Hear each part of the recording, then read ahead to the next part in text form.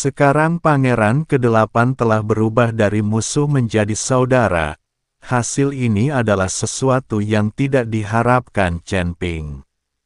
Namun, ini juga merupakan hasil terbaik. Chen Ping masih memiliki sedikit pengetahuan tentang kuil dan para dewa. Sekarang setelah Master Istana ke-8 telah menjadi ayah mertuanya, ia akan dapat lebih memahami kuil dan para dewa sebagai satu kelompok. Dia tahu bahwa kuil tidak akan pernah menyerah, dan bahkan mungkin akan berakhir dengan seluruh klan dewa. Chen Ping harus memahami mereka. Chen Ping untuk sementara waktu membiarkan Huo Zhao membawa orang-orang dari Istana ke-8 dan tinggal di benua Changsuan. Teratai Biru sangat antusias dengan Istana ke-8. Lagi pula, memiliki teman yang kuat jauh lebih baik daripada memiliki musuh yang kuat.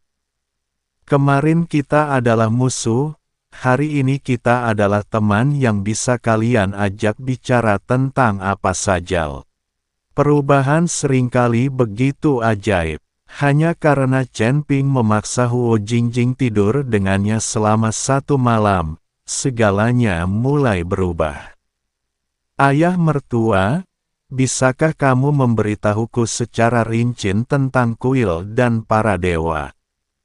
Chen Ping bertanya kepada Huo Zhao. Dia ingin tahu lebih banyak tentang kuil itu. Ekspresi Huo Zhao membeku, dan dia berbisik, "Menantu laki-lakiku tersayang, jika kamu membunuh utusan patroli, kuil tidak akan pernah membiarkanmu pergi."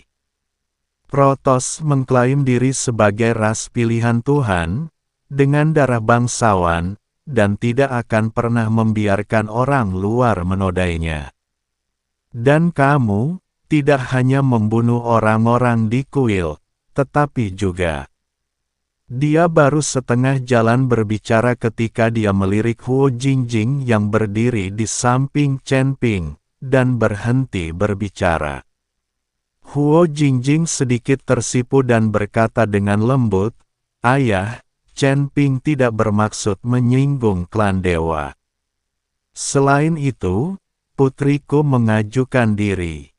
Huo Zhao tersenyum pahit dan menggelengkan kepalanya. "Gadis bodoh, kuil tidak akan peduli apakah kamu bersedia atau tidak.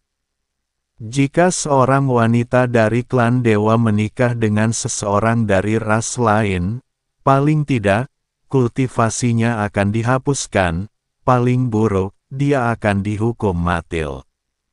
Chen Ping mengerutkan kening, sangat mendominasi. Huo Zhao mengangguk. Aturan klan dewa selalu seperti ini. Tetapi, tiba-tiba dia merendahkan suaranya, "Jika menantuku ingin melawanku, itu bukan tanpa peluang." Oh, mata Chen Ping menyipit. "Bagaimana menurutmu, ayah mertua?" Mata Huo Zhao bersinar dengan kilatan cahaya. Protoss bukanlah entitas monolitik. Meskipun 8 istana berada di bawah kuil suci, pada kenyataannya, kita hanyalah kekuatan pinggiran. Kekuatan inti yang sesungguhnya ada di tangan Istana Raja Suci. Dan di dalam Istana para Dewa, ada 2 faksi konservatif dan reformis. Kaum konservatif bersikeras bahwa garis keturunan para dewa itu murni dan tidak akan pernah mengizinkan perkawinan campur dengan orang luar, sedangkan kaum reformis percaya bahwa jika para dewa ingin melanjutkan kejayaan mereka, mereka harus menyerap para jenius asing dan mematahkan belenggu garis keturunan. Chen Ping berpikir sejenak, "Jadi, ayah mertuaku adalah seorang reformis." Huo Zhao tertawa, "Menantu laki-lakiku tersayang benar-benar pintar. Meskipun istana ke-8ku mematuhi perintah kuil di permukaan, pada kenyataannya, kami telah lama tidak puas dengan aturan klan dewa yang sudah ketinggalan zaman. Jika saja aku tidak terluka parah dalam pertarungan denganmu terakhir kali ketika jiwaku meninggalkan tubuhku, aku pasti sudah memberontak sejak lama. Setelah mendengar apa yang dikatakan Huo Zhao, Chen Ping merasa sedikit malu. Bagaimanapun, dia telah melukai Huo Zhao 2 kali. Sekarang, apakah luka ayah mertuaku sudah sembuh? Tanya Chen Ping. Huo Zhao menggelengkan kepalanya, mendesah, dan berkata, saat ini, kuil tidak terlalu peduli dengan pasukan pinggiran seperti kita, jadi sumber daya yang mereka berikan sangat sedikit. Tanpa sumber daya, lukaku akan sulit disembuhkan. Jika aku tidak harus melakukannya, aku tidak akan membawa orang ke dunia ini dan mengambil alih kota Flying Tiger untuk menjarah sumber dayanya demi aku. Ayah mertua, istana ke-8mu sebelumnya berada di surga kedua. Chen Ping bertanya dengan rasa ingin tahu. Ya, aku masih memiliki rumah besar di surga kedua, tetapi aku terluka. Dengan kekuatan istana ke-8, sulit untuk mendapatkan sumber daya di surga kedua. Aku hanya bisa datang ke surga pertama. Huo Zhao mengangguk. Ayah mertua, cederamu disebabkan olehku. Aku akan mengganti rugimu, kata Chen Ping. Tidak perlu melakukan itu. Kamu hanya perlu bersikap baik kepada Jingjing dan mencintainya dengan baik. Bagaimanapun, dia baru saja menjadi seorang istri. Huo Zhao menatap Huo Jingjing dengan penuh kasih sayang. Benar sekali, kakak ipar, kamu harus bersikap lembut. Aku melihat adikku pincang saat berjalan tadi. Dia pasti bengkak. Tuan Huo juga berbicara dari samping. Huo Jingjing langsung tersipu dan menatap kakaknya lalu berkata, Huo Feng, aku akan memukulmu sampai mati. Saat mengatakan hal itu, Huo Jingjing meninju Huo Feng, yang langsung lari setelah melihat kejadian itu. Dua orang saling mengejari. Baru pada saat inilah Chen Ping menyadari bahwa saudara iparnya sebenarnya bernama Huo Feng. Kedua anak ini selalu berkelahi dan bermain seperti ini. Huo Zhao berkata dengan lega, ayah mertua, aku akan membawamu ke suatu tempat untuk menyembuhkan lukamu. Kurasa lukamu akan sembuh dalam waktu kurang dari sehari. Chen Ping berkata pada Huo Zhao. Di mana? Huo Zhao bertanya dengan rasa ingin tahu. Kalian akan tahu saat kalian sampai di sana. Chen Ping tersenyum. Chen Ping membawa Huo Zhao langsung ke menara penekan setan. Melihat menara penekan setan, merasakan aliran waktu di dalamnya, dan tumpukan batu abadi, Huo Zhao sedikit terkejut. Menantu laki-lakiku tersayang, apa ini? Huo Zhao bertanya dengan kaget. Ini adalah menara penindas iblis. Waktu mengalir 100 kali lebih cepat di dalam menara daripada di luar. Artinya, 1 tahun di luar menara akan memakan waktu 100 tahun di dalam. Kata Chen Ping, 100 tahun. Huo Zhao terkejut. Maksudnya, kalau siang hari aku latihan di sini, di luar juga cuma sehari. Chen Ping mengangguk, tidak buruk. Napas Huo Zhao menjadi cepat. Tidak heran Chen Ping berkata bahwa dia bisa pulih dalam 1 hari. Dari mana menara penekan setanmu berasal? Huo Zhao bertanya dengan rasa ingin tahu. Chen Ping tersenyum tipis dan berkata, "Ayah mertua, kamu harus sembuh dulu, baru kita bicara nanti." Ekspresi rumit terpancar di mata Huo Zhao, lalu dia tersenyum dan berkata, "Wah, sepertinya penglihatan putriku memang bagus." Huo Zhao cukup puas dengan Chen Ping sekarang. Chen Ping tertawa diam-diam ketika mendengar ini. Orang tua ini jelas-jelas telah dikalahkan olehku, tetapi sekarang dia mencoba menyelamatkan mukanya. Akan tetapi, dia tidak mengeksposnya, melainkan meminta Huo Zhao untuk segera menyembuhkan lukanya. Di dalam menara penekan iblis, Huo Zhao duduk bersila, merasakan energi spiritual yang kuat mengalir ke dalam tubuhnya. Luka-lukanya pulih dengan kecepatan yang terlihat oleh mata telanjang. Chen Ping keluar dari menara penekan setan dan melihat Huo Jingjing mengejar dan bertarung dengan Huo Feng Yang. Sedang dipukul dan melarikan diri dengan panik. "Kakak ipar, selamatkan aku, kakak ipar, selamatkan aku." Ketika Huo Feng melihat Chen Ping, dia segera bersembunyi di belakang Chen Ping.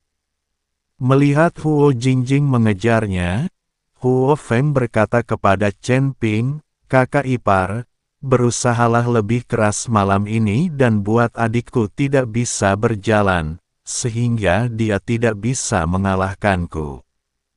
"Huo Feng, kamu masih bilang, aku akan menghajarmu sampai mati." Wajah Huo Jingjing memerah karena malu. Chen Ping tersenyum tipis, mengabaikan pertengkaran kedua saudara kandung itu, dan memasuki kamar Humazi. Humazi sedang berkelahi dengan dua wanita, dan terkejut ketika melihat Chen Ping mendorong pintu hingga terbuka. "Sialan, kamu tidak tahu cara mengetuk pintu," kata Humazi dengan tidak puas. "Tuan Hu, apakah Anda benar-benar ingin mati di perut wanita setiap hari?" Chen Ping tidak bisa berkata apa-apa. "Jangan khawatir, kamu sama sepertiku. Tidakkah kamu tahu berapa banyak wanita yang kamu miliki?" Humazi menatap Chen Ping dengan tatapan kosong. Chen Ping tiba-tiba terdiam. Dia bahkan tidak tahu berapa banyak wanita yang dimilikinya. "Tuan Hu, saya ingin melihat sesuatu," kata Chen Ping. Ketika Humazi mendengar ini, dia melambaikan tangannya dan meminta kedua wanita itu untuk mengenakan pakaian mereka dan pergi. "Apa yang sedang kamu lihat?"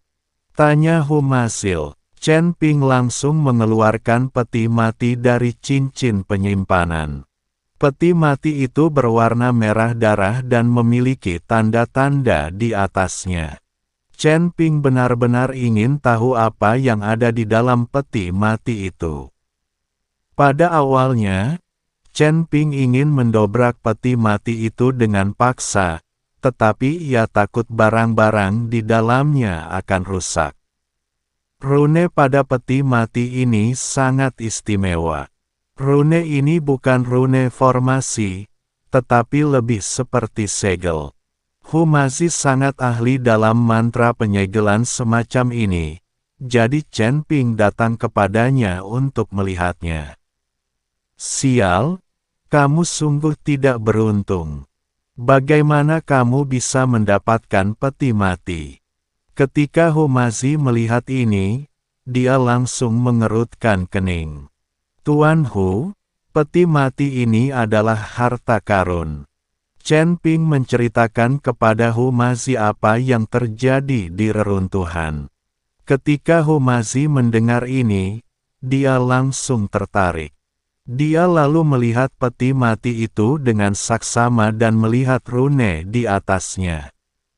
Peti mati ini disegel oleh seseorang.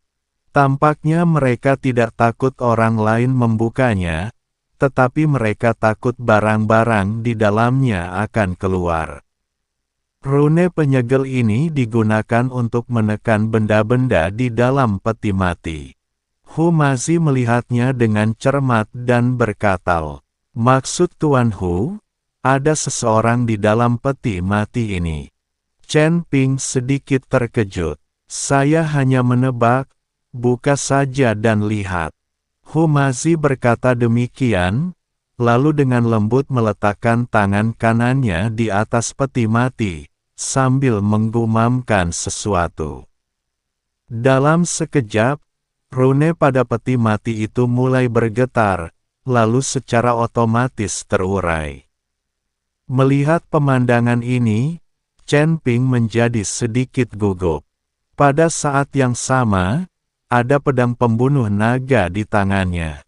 Jika benar-benar ada bahaya di dalam peti mati itu, dia akan segera mengambil tindakan. Saat rune-rune itu terural, peti mati itu mulai bergetar. Chen Ping menarik Humazi kembali, dan mereka berdua menyaksikan dengan tenang. Tak lama kemudian, peti mati itu perlahan terbuka sedikit, lalu sebuah tangan putih yang mengejutkan terjulur keluar dari peti mati itu. Melihat telapak tangan yang terbuka, jelaslah bahwa ada seseorang di dalamnya. Chen Ping memegang pedang pembunuh naga di tangannya, siap bertempur. Humazi buru-buru menggunakan darah dan esensinya untuk menggambar jimat, siap untuk menekan musuh kapan saja. Tepat saat kedua pria itu menatap peti mati dengan gugup, siap beraksi kapan saja, dua aliran kabut hitam tiba-tiba muncul dari tubuh Chen Ping. Dua prajurit kuno keluar tanpa peringatan. Setelah kedua prajurit itu muncul, tangan pucat itu tiba-tiba berhenti, lalu menarik kembali dan menutupi peti mati itu. Lagi, Chen Ping sangat bingung. Mengapa kedua prajurit kuno ini tiba-tiba muncul sendiri tanpa dipanggil? Apakah karena peti mati ini? Chen Ping tidak punya pilihan selain memanggil kedua prajurit itu kembali ke tubuhnya, dan kemudian berkata kepada peti mati itu, "Keluarlah, tidak apa-apa, karena kita tahu ada orang di dalam, ada sesuatu untuk dibicarakan." Tetapi setelah Chen Ping berbicara lama, tetap tidak ada pergerakan dari peti mati itu. Chen Ping kemudian berjalan mendekat dan mencoba membuka peti mati itu, tetapi setelah mencoba beberapa kali, sepertinya peti mati itu terkunci dari dalam dan tidak bisa dibuka sama sekali. "Sialan, aku tidak percaya." Chen Ping mengangkat pedang pembunuh naga, ingin membelah peti mati itu dengan satu pukulan. "Nak, tutup kembali peti mati itu. Kalau isi di dalamnya bocor, kamu akan mendapat masalah." Pada saat ini, Raja Iblis Ciyun berbicara di lautan kesadaran Chen Ping. Chen Ping tertegun dan bertanya, "Senior, apakah Anda tahu apa yang ada di dalamnya?" "Aku tidak tahu, tapi aku tahu kalau kau membukanya, kau akan mendapat masalah," kata Raja Iblis Awan Merah.